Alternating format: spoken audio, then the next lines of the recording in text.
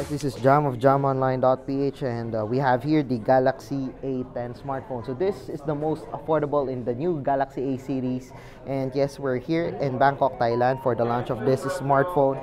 And of course, we got here the specifications. So we got here the 6.2-inch TFT display. It's an Infinity V display. As you can see, we got the V notching here. It's a TFT display. Unfortunately, it's not super AMOLED, but that's understandable. This is the entry-level Galaxy A smartphone. So at the back, we got here a single lens camera. We do not have a dual lens camera in here, so we do not have an ultra wide angle lens. There's no fingerprint scanner noticeably at the back, and of course, we got here the speaker grill. So below, we also got here the micro USB port, so we're still using micro USB. And then on the right, we got here the power button and the volume rocker. Of course, these are the other specifications. I mentioned it to you before, the 6.2-inch HD Plus display.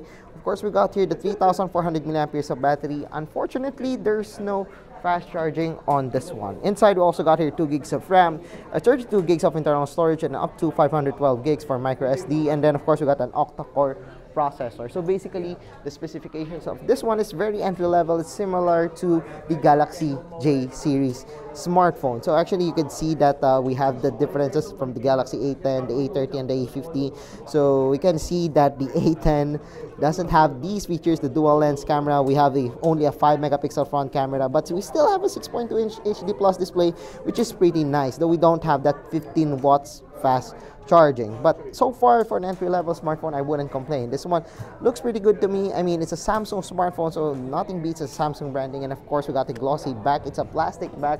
Reminds me of the Galaxy J series. And of course, we still have the headphone jack, which is a big plus because the Galaxy A80 doesn't have that one.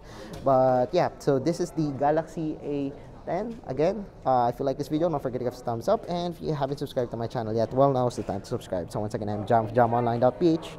Thanks for watching our short hands-on of the Galaxy A10.